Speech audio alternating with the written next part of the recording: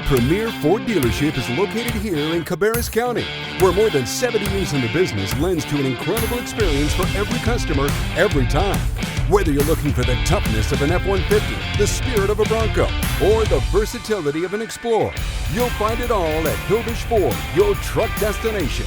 Come experience the Hilbish difference in Kannapolis, just a 10-minute drive from Charlotte Motor Speedway, or get started online at hilbishford.com. All right, Chuck, what's going on today, man? How's the weather?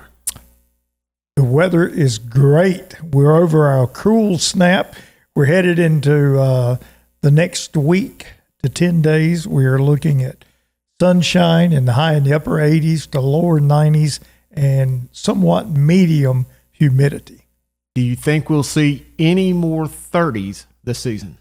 I do not. I don't need no 30s. I think we're past that. Right. Cool. Hey, we got a different guy here, David Steele. You're kind of becoming a regular with us here on the K-Town Connection. I'm like a bad penny. I keep coming back. That's okay. That's okay. I have told the gang, obviously Rough Talk Ryan is not here today, but I have told the gang that we could find a way to get you on here all the time. Okay. It's up to you. We might have to build another stage or something cool like that, but you're always welcome, and we appreciate you pinch hitting today. Well, I appreciate that, and honored to be able to fill in for Ryan. And it's big shoes. Even though he's a little man, that's big shoes to fill.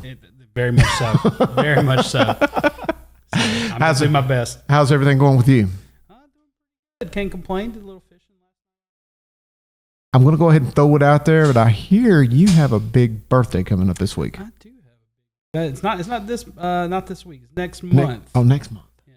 13th. Oh wait, that's May. Yeah, May. Man, I'm ahead. You're close. Man, that's my bad. I got the invitation. And I was like, holy cow! It's like the 16th. So the party's on the 16th. My birthday's on the 13th. Man, I'm a month away. I was thinking it was this week. I'm already bought your present. Hey, I'm a constant planner. I already bought your present. Oh, sweet. Yeah. You didn't have to do that. Well, I appreciate it, though. I got you a sun drop from the Whataburger. I love it. All right. I love me a good sun drop. Speaking of the Whataburger, I got to throw this out there. We always talk about number 10. That's our favorite here on K-Town Connection. But I also like to give love to my friends over there at number 1 up on North Cannon Boulevard. And dadgummit, Chuck, if they don't have those bad pickles now, we solved the problem at number 10, and now the bad pickles are at number 1. What are we going to do? Pickle mania. So there you go. Now all your thwarts are going to have to be toward number 1 now. I feel like we attacked, and attacked ain't the right word, but we had enough fun with Julie Irvin, and she came through with us and got the right pickles. And now I think they just gave number 1 all their pickles. You might have to contact the home office. That's what I'm thinking. That's what I'm thinking. Get you a little Ziploc bag and keep them in your pocket. Well, you saw my big jug I have here. Me and Ryan went and bought a 5-gallon jug of the big pickle. Well, anyway, guys, y'all ready to do this? I am. We got a great guest lined up. Got today. a great guest. I almost said it. Episode number 67 here at the K-Town Connection. Let's play some theme music, and we'll come right back afterwards. You ready? Let's do it. I'm gonna let you do it. The Carolina Pickleball Club is a premier organization dedicated to providing a welcoming and competitive environment for pickleball players in Kannapolis. They are passionate about promoting the sport among seasoned players and beginners alike, offering skill-based competitions that challenge and inspire. Go visit our friends at the Carolina Pickleball Club, 724 Chipola Street in Kannapolis, and tell them the Rough Talk cousins at the K-Town Connection sent you. All right, guys, welcome back here today. I almost did it. Episode number 67 of the K-Town Connection. Here, the historic Dayvault's dyno and brake service garage here in North Kannapolis. The boys on Ebenezer are back at it again. We've got a great crew. Obviously, you see David Steele sitting in for the Rough Talk cousin, Ryan Dayvault. And we've got a tremendous guest, Mr. Greazy, all Z's, by the way. All Z's. Keyz from the Cannon Ballers. Hey, appreciate you coming on. It was a pleasure. Thanks, guys, so much for having me on. Thank you. Yes, and I'm gonna give all the props here to David Steele. He said, "Man, Greazy Keyz is who we need to have." The start of the Cannon Baller season, the baseball season's here. It's all about you for our fans, and you maybe didn't realize, but we've got your likeness right here. The yes man right there himself. You have been on every episode of this show, sitting right there in that spot. Is amazing. Thank you so much. I'm glad to finally make it in person here with you guys. I'm a big fan and enjoy your content online, and the minute you asked me on, I was ready to come on. So I really appreciate the opportunity, and shout out to David as well. Cause, I think David, you were one of the first guys to reach out to me about maybe playing for the Cannon Ballers. So, you're a really pivotal person here, and just thrilled to have the opportunity to thank you in person for that, introduction to Matt Millward and Scotty Brown. And those guys are then taking the steps to bring me on with the Kannapolis Cannon Ballers. Look at you, David. Yeah. Really moving and shaking here. Yes, sir. Yes, sir. So whenever we were going to be moving from the old stadium into downtown, Ryan and I was like, we need an organ player. It brings such a vibe to, no doubt, live sports, especially baseball. It's got such a historic tradition of having an organ. I put together a little. I even got a friend of mine who was in college, actually a little bit older than me, but is a big organ player. So I reached out to him. And here's probably the kind you need. And within a week, I tracked an organ down. What is it, Hammond M3? Hammond M3, yeah. Tracked that down. It was in Anderson, South Carolina, and it's almost pristine. I mean, it still had all the. It was. Yeah. And it almost looked like nobody had even sat at the bench or played any of it. Yeah. And because the friend of mine, he also had done a little bit of playing at the Gastonia Grizzly games. Right. So, kind of worked out how that relationship works between a sports team and somebody that's going to be coming in and doing part of the entertainment and part of the production. You're the first person that came to mind. Obviously, we love going to the Checkers games. We do our best side of the arena. How cool would that be? And was able to reach out, and you were all for it. So yes, it's kind of one of those nice things. One of my ideas that came to fruition. I was pleasantly surprised and same here, man. Thrilled. I mean, it's been a real privilege, and the fans in Kannapolis are second to none. Honestly, my experience with playing sports obviously started with the Checkers back in 2015, and just going in, and the music is really kind of second base to the interaction with the fans and giving them an experience and making memories for, fans of old school fans of baseballs, and for young kids, maybe people coming in and experiencing their very first ball game, because it happens every single ball game, every single hockey game. There's someone that comes up to me and is like, wow, this is my very first hockey game, or this is my very first baseball game. And just seeing you here has just really made it incredible. So to make that kind of impact is just the most rewarding thing in the world. Chuck, you're our radio guy, and now hearing David's story, you could give us your Paul Harvey, and that's the rest of the story. Now you know the rest of the story. Well, I was just going to add on to what David had started and Greazy continued with, is Kannapolis is such an incredible downtown. I mean, the fans that come into here, they're just not Kannapolis. They're from Lake Norman, Huntersville, Charlotte. They're just coming in groves. And the sound of that stadium, I can be walking the dog around the research campus, and when Greazy keys it up over there, you can hear it all over town. I love that. And it is. And it's just amazing how he gets the crowd so enthrived in the game, and it's just a night to remember when you go to the ballpark. Yeah. And you were there playing, and thank you, and everything is going on. Yeah. Definitely noticeable when you are not there. Yes, that's what people say. Like Saturday night. Say. Yes, and I was there in spirit, but the Checkers right now have my priority, commitment. So I was honoring that with those guys both Saturday and Sunday, and then the next weekend as well. And then they'll made playoffs, so they'll have a couple of games coming up in April too. But hopefully, once we get through April, I could be fully dedicated for all the Cannon Baller games. Awesome. So I'm really appreciative of everyone working with me on that too. Awesome. And you had mentioned that people come from outside of Kannapolis. Today in my job, I was up near North Wilkesboro, East Wilkes High School, And the head football coach there, he said, "Man, I thought about you this weekend." He said, "We were at the game. We drove all the way to Kannapolis." And he's like, "Man, I thought about calling you." I said, "You should have. Me and the wife were there."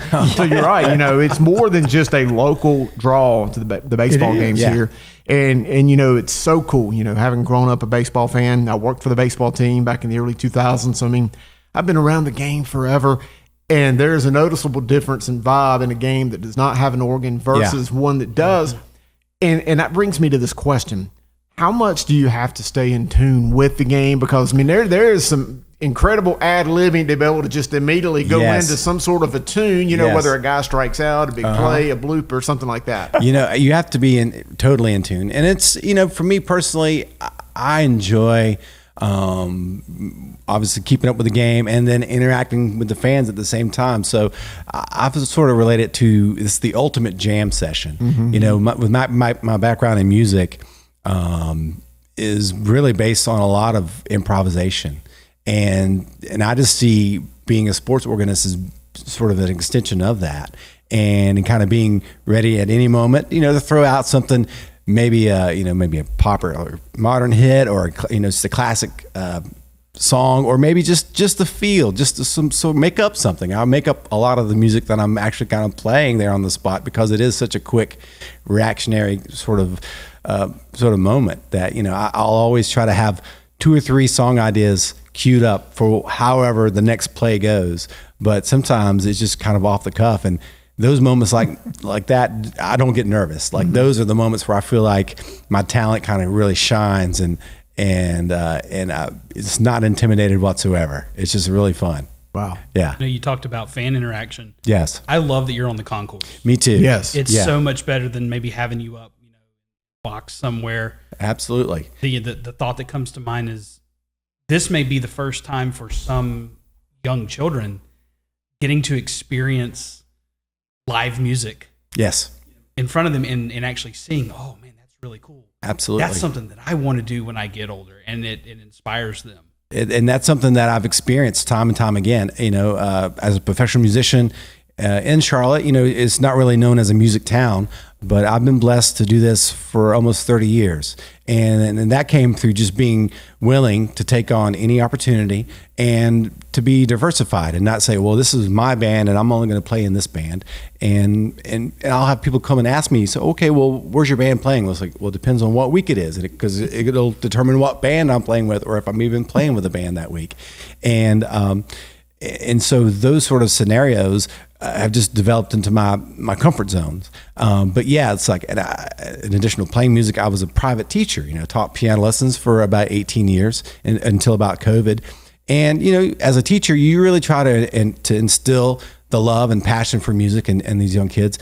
But I've never made the impact as a teacher as I have just being an example as Greazy Keyz. Sure. And I've heard that from many parents and from young kids who just seen what I'm doing. And again, it's sort of, wow, I went to a baseball game and had no idea that there's going to be a live musician there. But yeah, it just makes that impact. And to even just inspire someone, to me, is just even more important than trying to actually teach them how to play. Just to inspire them is more rewarding, honestly. No doubt. And I know David's has a huge appreciation for music. I know I do as well. Chuck obviously does. He used to spin the records here downtown. So we all have a musical background and love it.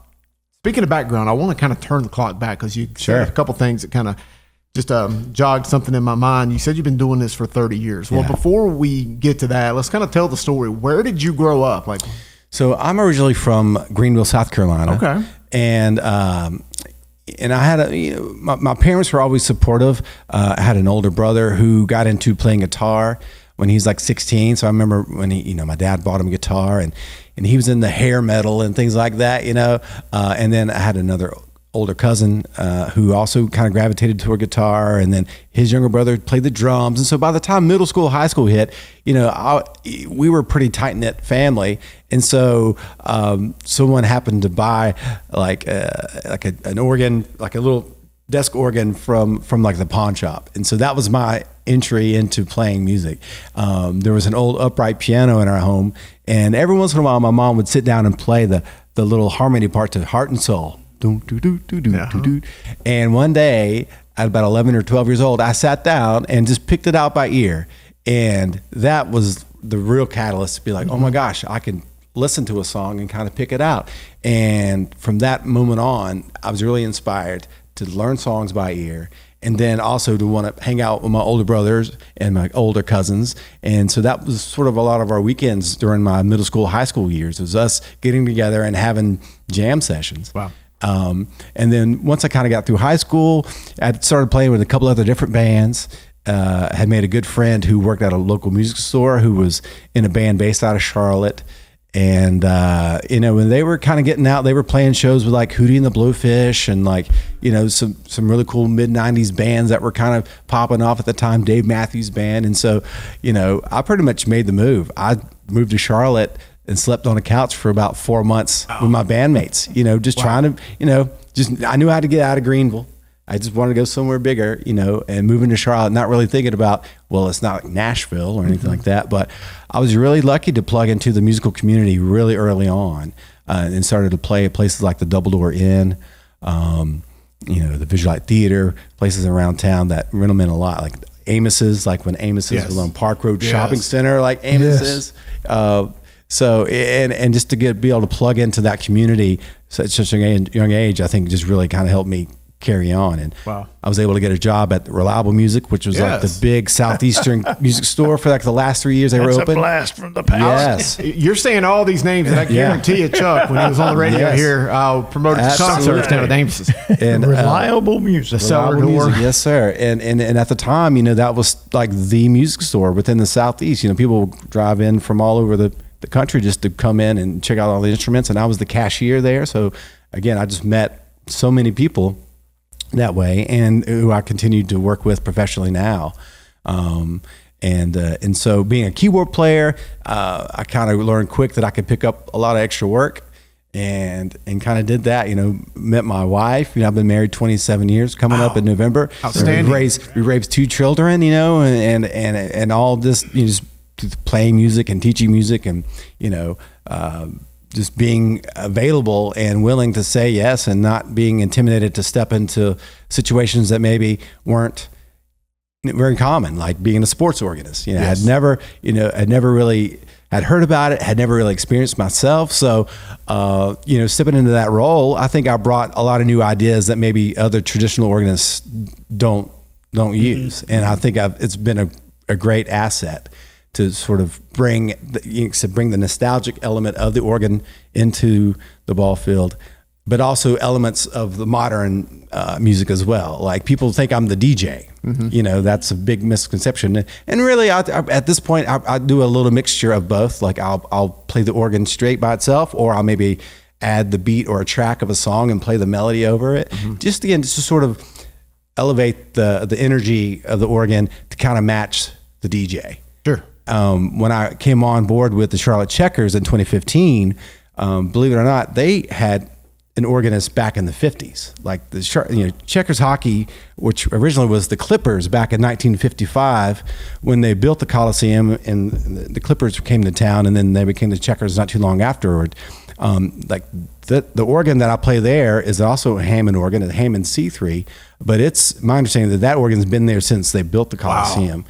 It was played by Miss Doris Morgan from 1955, 56 until 2003. So, the history of hockey and organ music in Charlotte is historic and pretty, a part of the history of that. And then I think whenever they were bought and became an AHL team, they moved to the Bobcats Arena or the Spectrum Center. And then in 2015, the city upfitted the Bojangles Coliseum, or the old Coliseum, with new seats and a new Jumbotron, but they had this organ there, and the team was like, we want to bring this element back. And I think initially they wanted it to be more sort of like the low energy element of the game versus the DJ, which would be the high energy element. But when I came in, I wanted to be used and play as much as the DJ. So that's where I sort of began to incorporate, more hype sounds, more tracks with the organ, and then even bringing in my Keytar, to really sort of just bring another element of live music, but also the visual spectacle of playing the Keytar. Wow. So you're probably about the same age I am. Chuck, I think you'll remember this movie. I want to know if you do. You ever seen Slapshot? Oh, yeah. Oh, God. It's one of my favorite movies of all time. Probably the funniest. Have you seen it? Yeah. Oh, my God. Yeah. And I the whole time you keep talking about playing at the Checkers Arena at the old Coliseum, I keep thinking of the guy in the Slapshot that's playing that gets hit in the head by the puck. The next game he shows up with the helmet on. Helmet on, yes. Now I've come really close to getting hit with the puck, but I haven't broken out the helmet just yet. But yeah, people love to hear, because in that there's a scene where Paul Newman walks up to the organist and like slaps him in the head because he's playing his song, and he's like, "Never play Lady of Spain ever again," But of course, I get that requested all the time, so you'll hear me. Da da da da da da da da da. Every once in a while, I'll break out some Lady of Spain just for the slap shot reference. Yeah. Wow. How about that, man? What we got for him, Chuck? Fire some questions away. Yeah, let's go. I'm just sitting here amazed. And it takes a skill to do what he does. He has to keep up with the game. Yeah. He's in charge of bringing the crowd up and calming them down between pitches. And as the game goes on, it takes it to another level, and he gets with his picks of music and his genre. Yeah. And it's just amazing how, and that is a very, very unique talent to be able to do that. Thank you. And, know what the crowd needs, and at the moment they need it. And, thank you. And when you get a reaction from someone on the field, whether it's a player or the umpire or something, you've succeeded. I was going to ask you, give us some scenarios where, like I said, an umpire or a player, someone. Luckily, I must be too lovable because I haven't gotten any trouble with any umpires Haven't been thrown out. I haven't been thrown out yet. You haven't played three blind bodies. I saw a video the other week. Oh, absolutely. Oregon player got thrown out for playing three blind bodies. I saw that too. And I've been people have shared that to me dozens of times. And trust me, I've tried a little three blind mice or a little "Are you sleeping, Brother John?" Just to kind of tease, but yeah, it hasn't caused any sort of negative reactions. But I have gotten some really great feedback from the team managers. Away team managers come to town, and I'll see them before the game, and they'll take a moment to just say, "Man, we really appreciate what you do," and even team managers of the past for the Cannon Ballers. You develop a really great rapport with some of those guys. Because when I come in, I'm usually up on the concourse kind of setting up and taking care of that. So I don't get a lot of interaction directly with the players, but every once in a while, catch an eye or just wave at each other and just that little bit of acknowledgement just goes a long way. It does. I had the privilege of, regarding with the Checkers, this year our team captain is a young man named Trevor Carrick, and we share long hair and beards. And so for Halloween, he dressed up as Greazy Keyz. And I just thought that was just the coolest thing ever. I even lent him a Greazy Keyz jersey for the night. And he bought himself like a little toy Keytar and hammed it up as Greazy Keyz for Halloween. And I just, that's just really cool to make that connection with professionals like that who are, part of the game and are still receptive to what I do. Wow. So I would be curious, where did the name Greazy? Really, I just came up with it about 25 years ago as an email handle. As something that I was going to be a musician, and didn't really see it as growing into a name brand per se, but just wanted to have a dedicated email that people, if they wanted to hire me musically, specifically, just Greazy Keyz. Was it at AOL? No, it's actually Yahoo. But it is still active too. I still use it. And yeah, I had no idea, that it would become like a nickname per se. But then, as I use that email, other musicians, the Greazy Keyz nickname kind of hit, or Greazy. And then when I came on with the Checkers, they're like, well, we want to put a fun nickname on the back of your jersey. What would it be? And I've had a few over the years, but Greazy Keyz seemed to be the most appropriate. So I went with that, and that was sort of the birth of Greazy Keyz as we know it. The rest of the story. The rest of the story, yeah. Absolutely. Yeah. And, well, this is cool. Hey, before we start having a little bit of fun, because we are going to have some fun before we let you go. Yeah. Tell us a little bit more about what you think about this community. Obviously, I know you live in the Charlotte area. Yes. You grew up in Greenville, South Carolina. Yes. Which high school did you go to, by the way? I went to Burns High School for a couple of years and then graduated from Malden. Burned. You as a Rebel, then Malden Maverick. Yeah. How about that? Yeah. Cool deal. Yeah. But I know you've traveled around. You played a lot of places, but you've been here in Kannapolis for a while. You've obviously grown really accustomed to the people here. The community. I'm sure you've seen the revitalization of downtown as the stadium has come apart. Just give us your thoughts about this community in general. I love Kannapolis, and I'm just thrilled to have been accepted in the community, within the baseball community and the general community at large. Everyone's just been so welcoming. I really do appreciate everybody. And what I love particularly about the Cannon Ballers is, the people that are working there are all Kannapolis residents. They love not only the game, but they love the players. I know some folks help house some of the players, and they love me as well. And a few years back, my wife went through breast cancer treatment, and I had to miss most of the season to kind of be with her. But just the people from Kannapolis, when I was able to kind of return, it just showed up and just gave me so much love, and just game after game, you come up, pat me on the back, and just congratulate me, or still to this day, 3 years later, ask me about how my wife is doing. Wow. She is doing wonderful, by the way. And there's just no place quite like it. And I've had the experience of playing, organ for the Charlotte Knights baseball team and the Greensboro Grasshoppers, and they're fantastic. But nowhere else do the fans interact and care more than Kannapolis. That's the bottom line. Wow. And it makes it a joy every game. That's a huge compliment. It's true. In Charlotte, it's a big, beautiful stadium, beautiful backdrop with the city. But a lot of times it feels like, and people on the team will tell you, the game is sort of second base to the socialization, the fraternization that's going on the concourse, where people are having conversations and talking business and banking and whatever they're doing. The baseball game is sort of second to that. And so it is more challenging as an organist to try to engage people that way. I was going to say, do you try to pay attention to the vibe of the stadium and try to do your best to bring them up and bring them together? Absolutely. And any chance I'll get, it shows. Yeah, well, thank you. And luckily, like I said, in Kannapolis, in a lot of ways, I kind of get to do what I want, play, fill in when I want, whereas other places, it might be a little bit more restricted, a little bit more scripted, which is another thing I love. I'm able to kind of trust my instincts more in Kannapolis and play what I want, kind of when I want, and it's just so much more joyous in Kannapolis than anywhere else. Wow, that's the truth. Cool deal, David. What you got? You talked earlier about inspiring young individuals. Yeah. When you think about musical artists, and your journey into the world,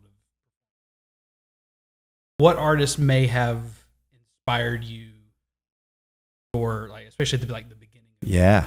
So for me personally, a band, like Southern rock and soul and funk, those are the genres that speak to me. Like 70s, 70s rock. That was in early country. Like that was what my parents listened to on the radio. So those are early influences. And like I said, when I got a bit older, my older brother was into the hair metal and things like that, which that wasn't really my vibe, 80s and stuff like that. Something about the 70s, was really resonated with me. And then there was the band, the Black Crowes, and they really opened up a lot of doors for me musically, hearing a lot of their influences. And so they had a guy who played keyboards with them named Chuck Lavelle, who went on to play with the Rolling Stones and several. And so his style of playing I just was really attuned to right away. So players like him, Chuck Lavelle, Leon Russell, Greg Allman, and then got into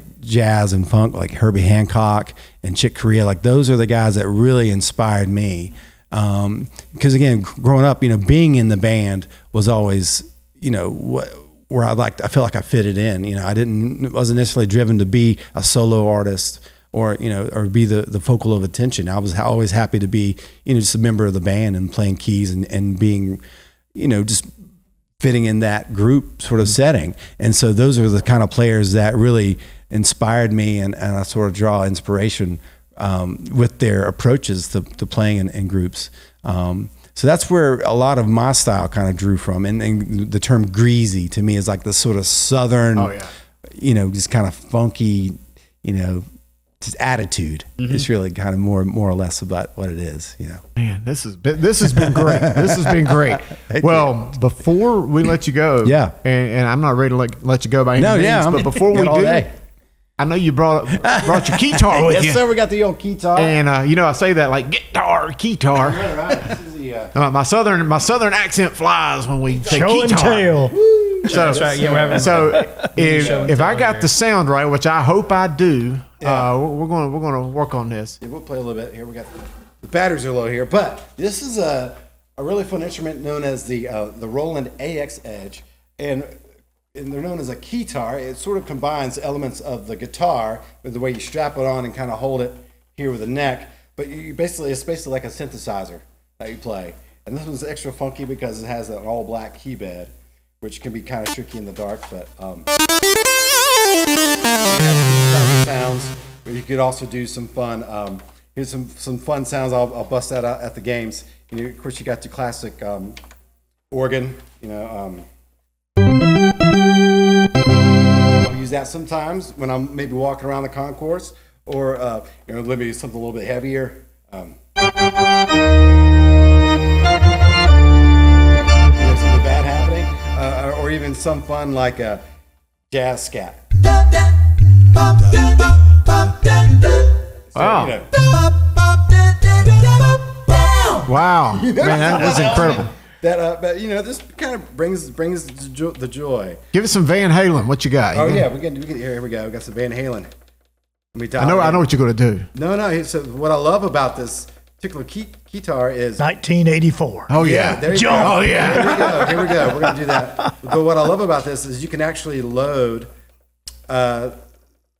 songs and drum beats and things into it, so you can get it have the beat. Let me do this. Got the beat going. It's an all request we get. And then you have the old.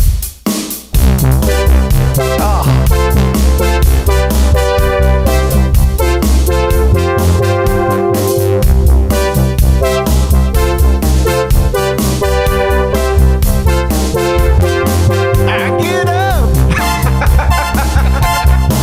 and nothing lets me down. Go ahead, sing it, Chuck.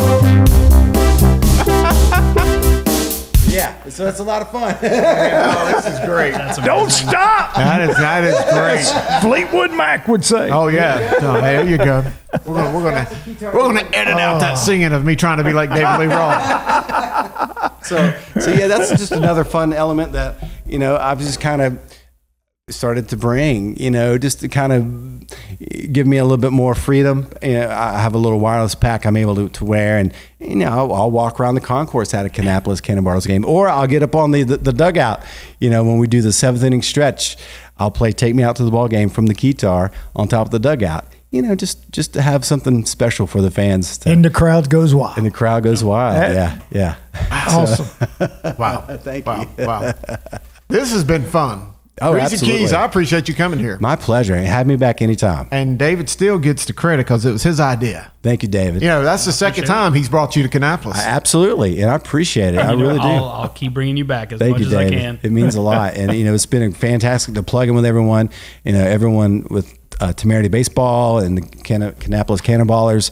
Mount Millward, Scotty Brown. Those people are just really genuinely fantastic people, and I'm a fiercely loyal person, and those guys have my loyalty. And as long as Kannapolis wants to have me around, I plan to be Great. Make the drive. So. Great words. That is awesome. I think you'd have a hard time getting away now. Great. I do. I want to be old man Greazy. I'm in my 11th season, with the Checkers. This is my 6th season with Kannapolis Cannon Ballers, and I would love to do it another 20-something years. Wow. That's awesome. Yeah. And That's a great goal. Yeah. Thank you. We'll keep telling you the story and bringing you back anytime you want Absolutely. to. Thank you. Thank you guys so much. Thank you for being here. Yes. My pleasure. Thank you. Absolutely. Thanks, The Chuck. pleasure man. was ours. Chuck, that was awesome. It was. I thoroughly enjoyed it from start to finish. And if you haven't been to a Kannapolis Cannon Ballers game, you need to check out, because it is not only a baseball game, but it is a great family fun event. Yes. Everybody will have a great time No doubt about it. Yes. David Steele, anything from you? This has been awesome. I love Greazy and his performance. Thank you. I'm all for it. And again, appreciate you coming and sharing your story with us. Yes. Absolutely. Yes. Man, this has been great. Hey, before we go, and I hate to end the episode on a downer, but I do want to give our condolences to the family of Doug Winstead. I know you're familiar with the Band of Oz. We tragically lost one of the great local musicians. And, I meant to bring this out before we started, and I hate to end our show on that downer, but, I know you can appreciate the struggle and the journey that he does going from gig to gig late at night. It's not easy. And it's part of the, the unglamorous part of it all.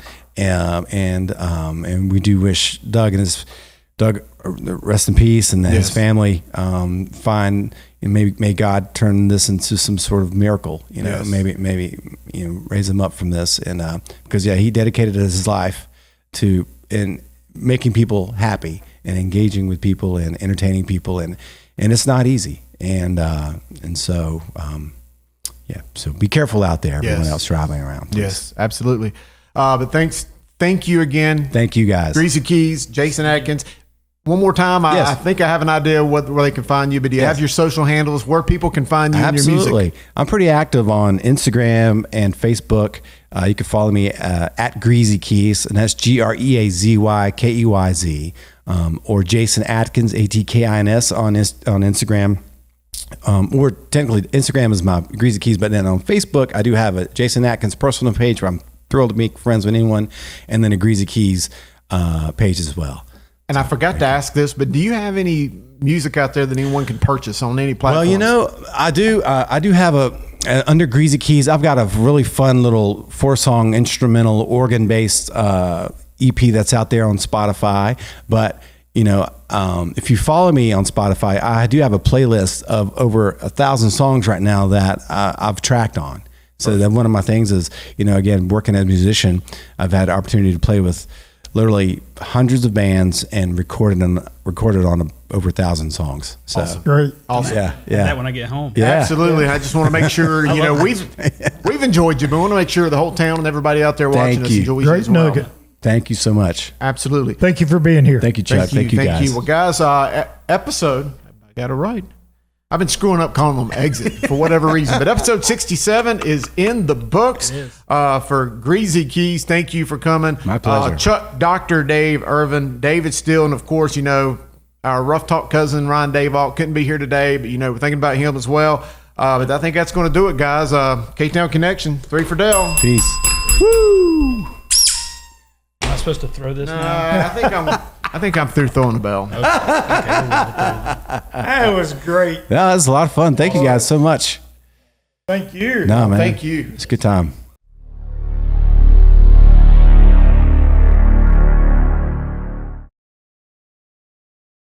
Good job.